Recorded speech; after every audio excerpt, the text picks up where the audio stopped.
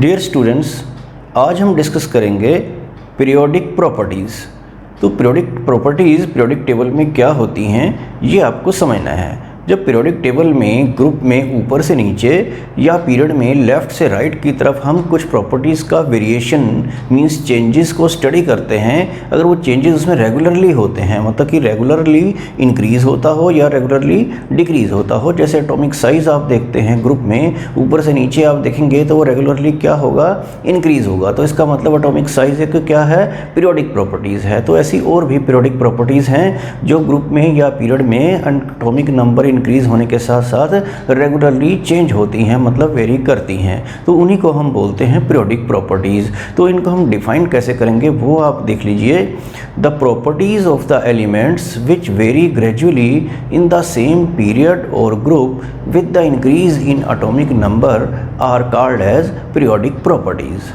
तो ये periodic properties कौन कौन सी हम इस चैप्टर में डिस्कस करेंगे वो भी आप नोट कर लीजिए। तो फर्स्ट है एटॉमिक साइज़, और सेकंड होगा आयनाइजेशन एंथैल्पी, और थर्ड नंबर पर हम करेंगे इलेक्ट्रॉन गेन एंथैल्पी जिसको इलेक्ट्रॉन अफिनिटी भी बोलते हैं, और फोर्थ नंबर पर करेंगे इलेक्ट्रॉन नेगेटिविटी। तो एक एक करके हम ये सभी पीरियोडिक प्रॉपर्टीज़ डिस्कस कर लेते हैं। सबसे पहले डिस्कस करते हैं एटॉमिक साइज। तो साइज़ जो ऑफ एटम जो होता है वो एटॉमिक रेडियस की टर्म में एक्सप्रेस करते हैं। तो एटॉमिक रेडियस क्या होता है ये आपको पता होना चाहिए कि सेंटर ऑफ न्यूक्लियस से लेकर लास्ट शेल जो इलेक्ट्रॉन क्लाउड का है वहाँ तक जो डिस्टेंस होता है उसे हम बोलते हैं एटॉमिक रेडियस। तो एटॉमिक रेडियस को आप कैसे डिफाइन कर सकते हैं? It is the distance from the centre of nucleus up to the outer most shell of electrons. तो इसको एटॉमिक रेडियस बोलते हैं। जो साइज़ एक्सप्रेस किया जाता है वो सभी बुक्स में रेडियस की टर्म में लिया जाता है, ना कि डायमीटर की टर्म में। तो रेडियस की टर्म में ही आपको इसको समझना है। लेकिन एक सिंगल एटम का रेडियस फाइंड आउट करना बहुत डिफ़िकल्ट काम है, क्योंकि ये पॉसिबल नहीं होता कि एक एटम को आप ऐसे पकड़ लें और उसका रेडियस को किसी तरीके से मेज़रमेंट उसकी कर लें। तो वो डिफ़िकल्ट क्यों होता है रेडियस को मेज़र करना, ये भी आपको समझना है। तो यहाँ पर देखिए, it is difficult to determine the exact atomic radius because एक सिंगल एटम का एटॉमिक रेडियस निकालना बहुत डिफ़िकल्ट क्यों होता है, तो वो आपको पॉइंट नोट करने हैं। तो फर्स्ट पॉइंट क्या है? It is not possible to isolate a single atom. एक सिंगल एटम को आइसोलेट करना मतलब अलग करना पॉसिबल नहीं है। जैसे आप हाइड्रोजन का एग्जांपल लें तो हाइड्रोजन H2 की फॉर्म में एग्जिस्ट करती है, ना कि सिंगल एटम। तो ये एक प्रॉब्लम है। और सेकेंड पॉइंट आप देखिए, the exact size of electron cloud can not be determined. कि इलेक्ट्रॉन क्लाउड आपको पता है कि उसमें कोई शार्प बाउंड्री नहीं होती है, धीरे धीरे इलेक्ट्रॉन के मिलने की प्रोबेबिलिटी जो है वो डिक्रीज़ होती है। तो जब तक ये पता नहीं होगा कि साइज़ कहाँ तक मेजरमेंट करना है तो ये करना बहुत डिफ़िकल्ट रहेगा। और थर्ड पॉइंट क्या है? Presence of other atoms in the molecule also affect the electron cloud of atom. जब दूसरे एटम साथ में प्रेजेंट होते हैं, जैसे ये एक H एटम की इलेक्ट्रॉन क्लाउड है, एक दूसरा H एटम भी होगा, तो इसका न्यूक्लियस इसकी इलेक्ट्रॉन क्लाउड को अपनी तरफ अट्रैक्ट कर लेगा और इसका न्यूक्लियस इसकी इलेक्ट्रॉन क्लाउड को अपनी तरफ अट्रैक्ट कर लेगा, और इसकी शेप कुछ इस तरीके से हो जाती है। तो फिर क्या है कि ये साइज़ जो है कैलकुलेट करना, रेडियस जो है वो डिफ़िकल्ट हो जाता है। तो आपको ये पॉइंट ज़रूर नोट करने हैं कि why it is difficult to determine the exact atomic radius. तो ये 3 पॉइंट इसमें लिखने हैं। लेकिन फिर भी इन सब डिफ़िकल्टीज़ के बावजूद भी एक इफ़ेक्टिव रेडियस जो हम मेजरमेंट कर सकते हैं वो करते हैं। तो वो आपको देखना है कि वो कैसे हो सकता है। तो आगे आपको देखना है effective size means atomic radius जो है किस किस तरह से वो डिटरमाइन हो सकता है, कैसे हम उसको नोट करेंगे। तो इफ़ेक्टिव साइज़ की टर्म में इसको बोलते हैं ऐसा। और इसमें एक तो होता है कोवलेंट रेडियस। कोवलेंट रेडियस क्या होता है? अगर 2 एटम्स सिंगल कोवलेंट बॉन्ड से जुड़े हैं तो 2 बॉन्डेड एटम्स के न्यूक्लियस टू न्यूक्लियस जो डिस्टेंस आप लेंगे उसका half, it is the 1/2 of the distance between the 2 atoms bonded by a single covalent bond. तो इस तरह से इस डिस्टेंस का हाफ ले लेंगे हम। जैसे कि 2 हाइड्रोजन एटम जो हैं जुड़े हुए हैं तो उसमें न्यूक्लियस के सेंटर टू सेंटर जो डिस्टेंस होता है 2 हाइड्रोजन एटम के केस में वो 74 पिकोमीटर होता है। तो उसका आप हाफ कर देंगे तो 37 पिकोमीटर जो है वो डिस्टेंस आ जाएगा। तो इसको बोलते हैं कोवलेंट रेडियस, जो कोवलेंट बॉन्डेड वाले एटम्स में देखा जाता है। तो आप ये समझ गए होंगे कि ये जितना एक्चुअल रेडियस है उससे थोड़ा कम ही आएगा, क्योंकि यहाँ तक इसका हाफ हो जाता है। तो इस तरह का जो रेडियस होता है उसको तो हम बोलते हैं कोवलेंट रेडियस। अगर टू एटम्स आपस में जुड़े ही नहीं हैं, जैसे नोबल गैसेस होते हैं, हीलियम, नियॉन वगैरह, तो वो नॉन बॉन्डेड एटम्स में भी जो दो नियरेस्ट एटम हों, उस केस में हम वंडर वाल रेडियस नोट करते हैं। तो वो आप देख लीजिए किस तरीके से होता है। Two non bonded adjacent atoms जो हैं इस तरह से, खास तौर से नोबल गैसेस के केस में, तो उसमें भी आप सेंटर टू सेंटर का हाफ ले लेंगे, 1/2 ऑफ द डिस्टेंस होगा वो भी। तो ये आप समझ गए होंगे कि जो एक्चुअल से थोड़ा बड़ा ही आएगा। तो इस तरह जो मेजरमेंट करते हैं उसको बोलते हैं वंडर वाल रेडियस। तो ये भी आपको क्लियर हो गया होगा। और मेटल्स के एटम्स जनरली आपस में क्लोज होते हैं, तो उसमें जो भी दो नियरेस्ट एटम होंगे उनका ये मान लेते हैं कि एक दूसरे को टच कर रहे होंगे, तो इनका न्यूक्लियस टू न्यूक्लियस जो सेंटर टू सेंटर डिस्टेंस होगा और उसका जब हाफ करेंगे तो इस तरह से मेटल्स के केस में जो रेडियस होगा उसको हम बोलेंगे मेटालिक रेडियस। तो यहाँ से आप समझ गए होंगे कि कोवलेंट रेडियस जो है वो मिनिमम होने वाला है, क्योंकि कोवलेंट बॉन्ड जो है मेटालिक बॉन्ड से स्ट्रॉन्ग होता है। और वंडर वाल रेडियस तो थोड़ा बड़ा ही आएगा, तो ये भी आपको दिमाग में रखना है। तो इन तीन में से जो भी हमारे लिए पॉसिबल होता है वो रेडियस जो है वो डिटरमाइन कर लिया जाता है। इस प्रॉपर्टी में सबसे इम्पोर्टेंट पॉइंट है वेरिएशन ऑफ एटॉमिक रेडियस। तो एटॉमिक रेडियस ग्रुप में टॉप टू बॉटम या पीरियड में लेफ़्ट टू राइट किस तरह से वेरी करता है, मीन्स चेंज होता है, ये आपको स्टडी करना है। तो सबसे पहले करते हैं अलोंग ए ग्रुप। तो ग्रुप में ऊपर से नीचे की तरफ आते हुए आपको समझना है कि एटॉमिक रेडियस इंक्रीज़ होता है या डिक्रीज़ होता है। तो ये बिल्कुल ईजी है। तो मैं फर्स्ट ग्रुप के एटम्स जो हैं एलिमेंट से एग्जाम्पल देकर आपको समझा देता हूं। जैसे लिथियम, सोडियम, पोटाशियम, रुबिडियम वगैरह होते हैं, तो इनका एटॉमिक नंबर भी आपको पता ही है। तो यहाँ पर आप देखिए जो इसका जो साइज़ रहेगा, इसमें 2 शेल्स ही होते हैं, एनर्जी लेवल जिनको बोलते हैं, और फर्स्ट में 2 इलेक्ट्रॉन आएंगे और लास्ट वाले में 1 इलेक्ट्रॉन। तो इस तरह से जब आप सोडियम का केस देखेंगे तो आपको पता है कि इसमें 11 इलेक्ट्रॉन है, जिनका डिस्ट्रीब्यूशन एनर्जी लेवल्स में 2, 8, 1 इस तरीके से होगा। और पोटाशियम का केस आप बनाएंगे तो 2, 8, 8, 1 इस तरीके से हो जाता है। तो यहाँ पर आपको बिल्कुल क्लियर समझ में आ गया होगा कि एटॉमिक रेडियस जो है, क्योंकि लास्ट शेल जो होता है वहाँ तक लेना होता है, तो जैसे जैसे हम ऊपर से नीचे की तरफ आते हैं तो एटॉमिक रेडियस क्या हो रहा है, इंक्रीज़ हो रहा है। तो इसका रीज़न आप क्या लिखेंगे, due to increase in number of shells. तो नंबर ऑफ शेल्स बढ़ने से साइज जो है टॉप टू बॉटम जो है वो क्या होता है, इंक्रीज़ होता है। तो ये आपको लर्न कर लेना है। यहाँ पे एक और पॉइंट भी है, जैसे जैसे यहाँ पर इलेक्ट्रॉन्स बढ़ते हैं और हर बार एक शेल बढ़ जाता है, तो आपको ये भी पता है कि इलेक्ट्रॉन्स बढ़ते हैं तो प्रोटॉन्स भी तो बढ़ते हैं ना। तो क्योंकि नंबर ऑफ इलेक्ट्रॉन्स और नंबर ऑफ प्रोटॉन्स तो इक्वल ही होते हैं, तो प्रोटॉन्स क्या होते हैं, positive charge in the nucleus, तो वो इलेक्ट्रॉन क्लाउड को अपनी तरफ अट्रैक्ट करते हैं और साइज़ को डिक्रीज़ करने की कोशिश करते हैं। लेकिन ये जो बीच में इलेक्ट्रॉन होते हैं, ये एक जैसे कोई दीवार की तरह बीच में आ गए हैं, वो इसके न्यूक्लियस के और लास्ट शेल के इलेक्ट्रॉन के अट्रैक्शन को डिक्रीज़ कर देते हैं, जैसे यहाँ पर भी कर देते हैं। तो इसको जो बीच वाले इलेक्ट्रॉन्स की वजह से न्यूक्लियस का और लास्ट शेल के इलेक्ट्रॉन का जो अट्रैक्शन कम होता है, इसको बोलते हैं स्क्रीनिंग इफेक्ट, जिसके बारे में आप नेक्स्ट प्रॉपर्टी में भी पढ़ेंगे। तो screening effect of inner electrons की वजह से जो है साइज़ जो है वो इंक्रीज़ ही होता है, डिक्रीज़ नहीं होता। न्यूक्लियर चार्ज जो है, जो प्रोटॉन्स बढ़ने से क्या होता है, न्यूक्लियर चार्ज बढ़ता है जो साइज़ को डिक्रीज़ करने की कोशिश करता है। लेकिन न्यूक्लियर चार्ज का जो इफेक्ट है इन दो फैक्टर के कंपैरेटिवली काफ़ी कम हो पाता है। तो इसलिए ग्रुप में ऊपर से नीचे आते हुए एटॉमिक रेडियस आपको लर्न करना है कि क्या होता है, इंक्रीज होता है। As we move from top to bottom in a group, the atomic radius goes on increasing due to increase in number of shells as well as in screening effect of inner shell electrons.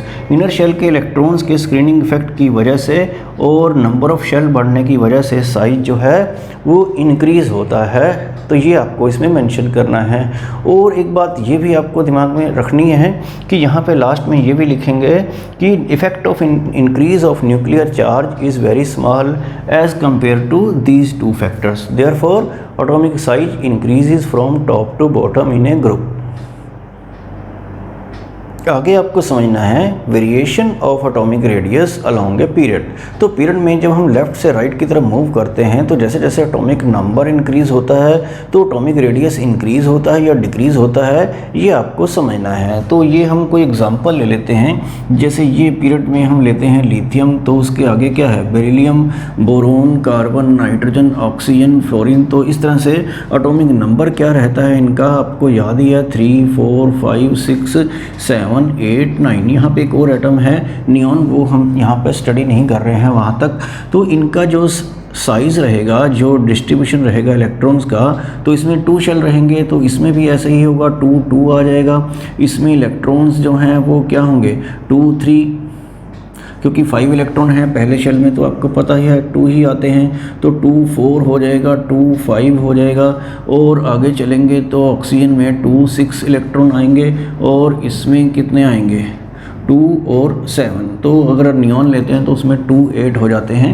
तो जैसे जैसे हम इधर देख रहे हैं कि atomic number बढ़ रहा है और नंबर ऑफ इलेक्ट्रॉन्स बढ़ रहे हैं, लेकिन वो इलेक्ट्रॉन्स उसी शेल में, लास्ट शेल जो है उसी में एडजस्ट हो जाते हैं और नंबर ऑफ इलेक्ट्रॉन्स बढ़ने से साइज़ के ऊपर कोई फ़र्क पड़ता हुआ नज़र नहीं आ रहा है। तो लेकिन जब मैंने बताया था कि जब इलेक्ट्रॉन्स बढ़ते हैं तो प्रोटॉन्स भी बढ़ते हैं, क्योंकि नंबर ऑफ इलेक्ट्रॉन्स प्रोटॉन जो हैं वो एक न्यूट्रल एटम में इक्वल ही होते हैं। तो प्रोटॉन्स बढ़ने का मतलब क्या है लेफ़्ट टू राइट, कि न्यूक्लियर चार्ज जो है वो क्या हो रहा है, nuclear charge left to right क्या होता है इंक्रीज़ होता है। तो positive charge in the nucleus जब बढ़ेगा तो वो इलेक्ट्रॉन क्लाउड को अपनी तरफ ज़्यादा अट्रैक्ट कर लेगा। तो ये पॉइंट बहुत इंपॉर्टेंट है यहाँ पर कि पीरियड में लेफ़्ट टू राइट जो है वो न्यूक्लियर चार्ज क्या होता है इंक्रीज़ होता है, which attract the electron cloud more toward itself. तो इसीलिए एटॉमिक रेडियस जो है वो क्या होता है,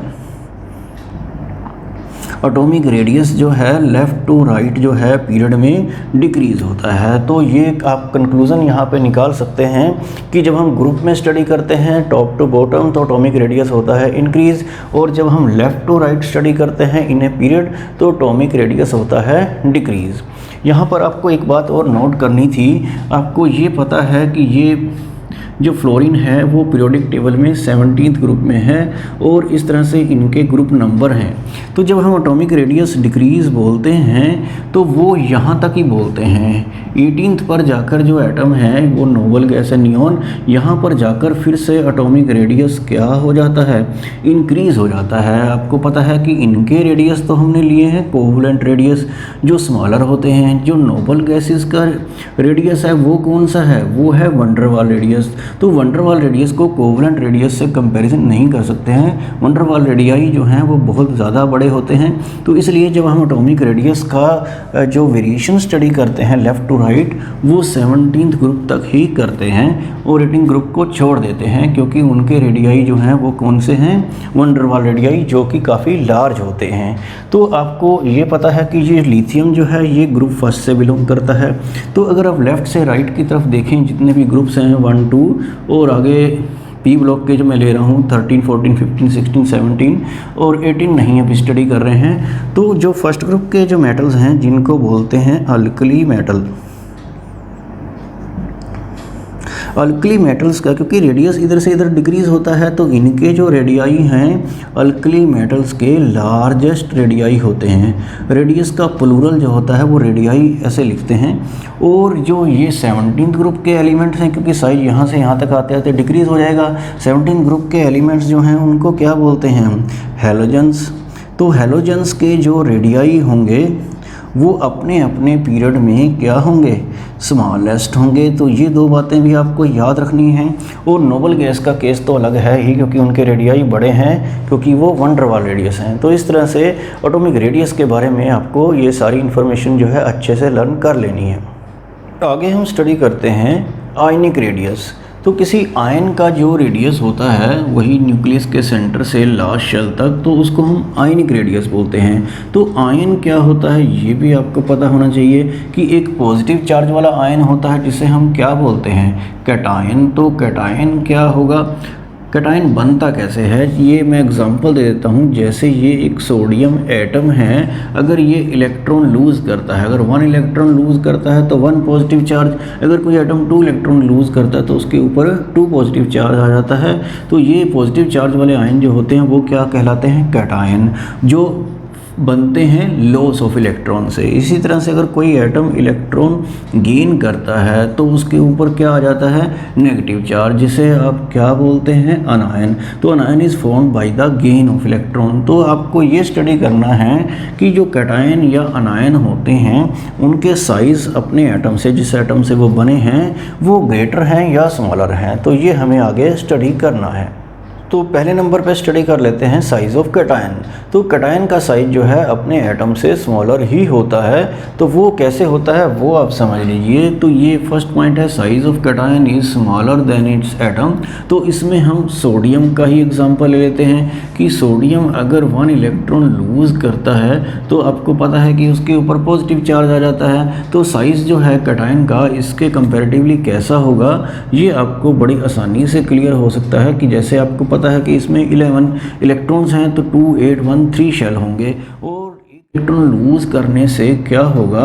outer most shell of electron is completely removed. जो लास्ट शेल है वो कम्प्लीटली क्या हो जाता है? रिमूव हो जाता है। तो इससे कंक्लूजन ये निकलता है कि size of cation is smaller than it's atom.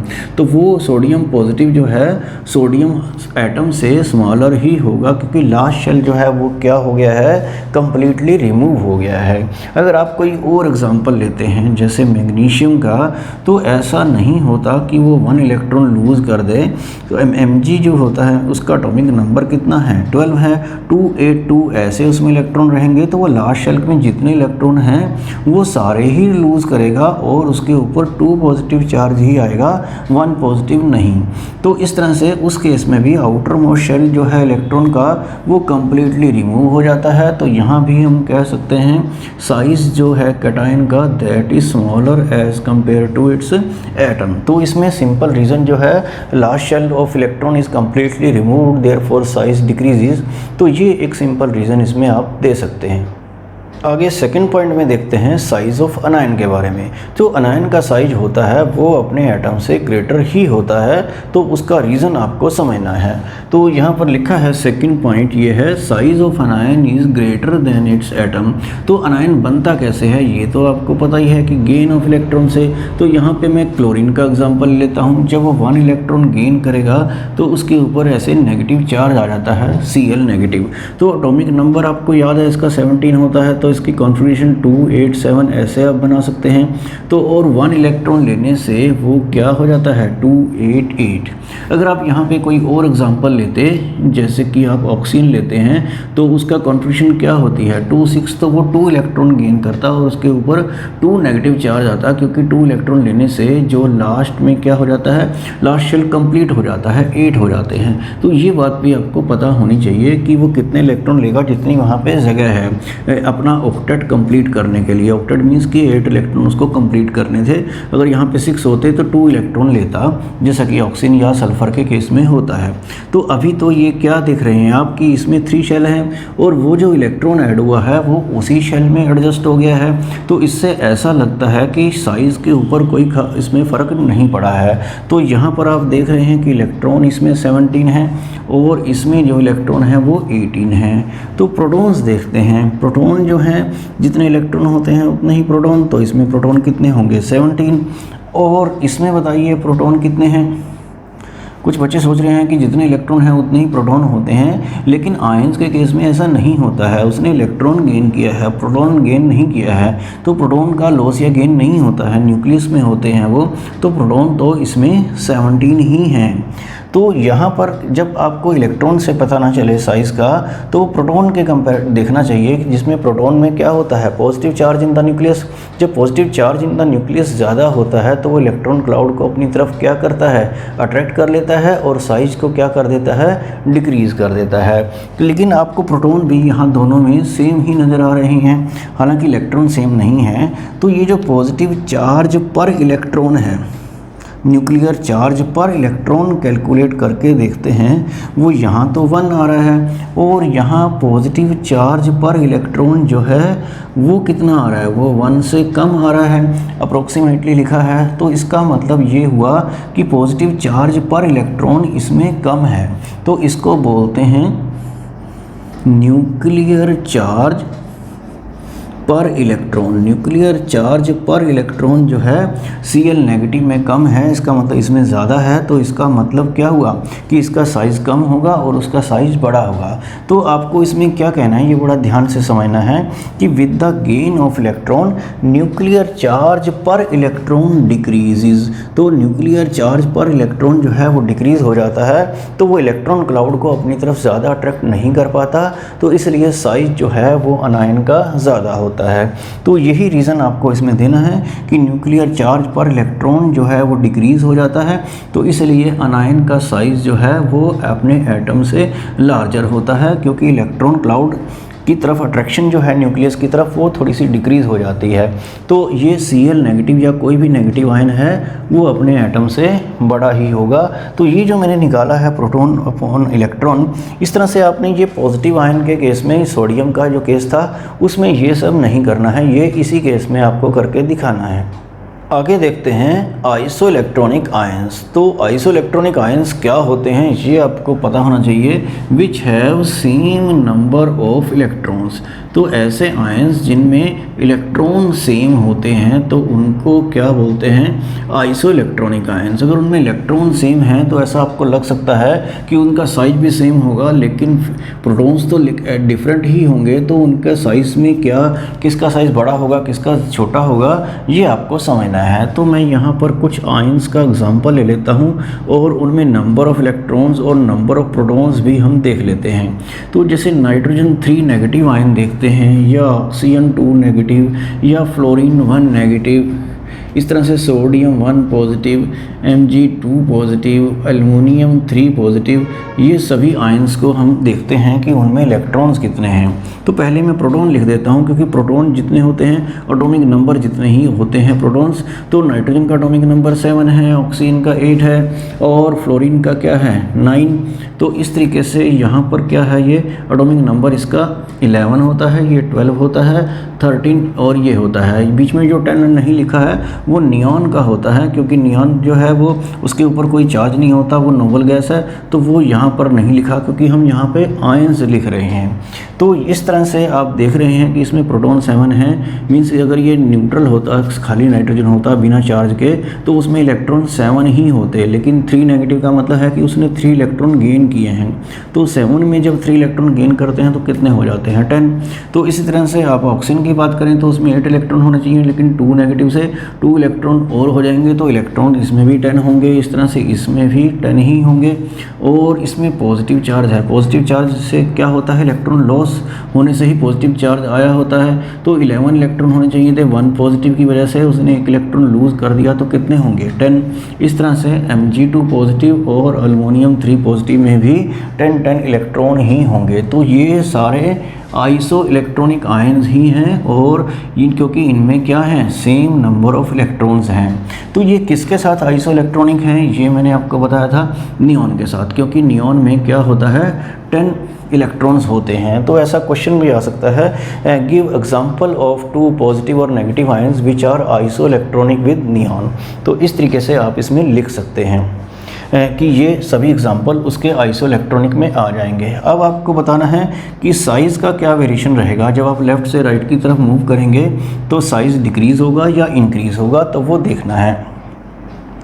तो यहाँ पर आप क्या देख रहे हैं कि इलेक्ट्रॉन तो सेम हैं, लेकिन प्रोटॉन्स बढ़ते जा रहे हैं। प्रोटॉन्स का मतलब है कि न्यूक्लियर चार्ज जो है वो इंक्रीज़ हो रहा है। तो न्यूक्लियर चार्ज जब आप लेफ़्ट से राइट की तरफ चलेंगे तो वो इंक्रीज़ होता है, तो आपको पता है कि वो इलेक्ट्रॉन क्लाउड को अपनी तरफ ज़्यादा अट्रैक्ट कर लेता है, जिससे साइज़ जो है वो क्या होता है, डिक्रीज़ होता है। तो लेफ़्ट से राइट की तरफ चलते चलते साइज़ जो है वो क्या होता जाएगा, डिक्रीज़ होता जाएगा। ये आपको नोट करना था। तो अगर आपको कोई भी 2 आयंस इसमें से दिए हैं सपोज़ ये दिए हैं कि इनका साइज़ का कंपैरिजन करिए, तो आप इलेक्ट्रॉन्स फाइंड आउट कीजिए, प्रोटॉन्स फाइंड आउट करिए। अगर इलेक्ट्रॉन सेम हैं तो प्रोटॉन जिसके ज़्यादा हैं इट मीन्स कि उसका न्यूक्लियर चार्ज ज़्यादा है, और जो है उसका साइज़ जो है वो कम होगा, क्योंकि न्यूक्लियर चार्ज इलेक्ट्रॉन क्लाउड को अपनी तरफ अट्रैक्ट कर लेता है और साइज़ को कर देता है डिक्रीज़। तो इस तरह से एटॉमिक रेडियस जो प्रॉपर्टी है वो कंप्लीट हो जाती है यहाँ पर।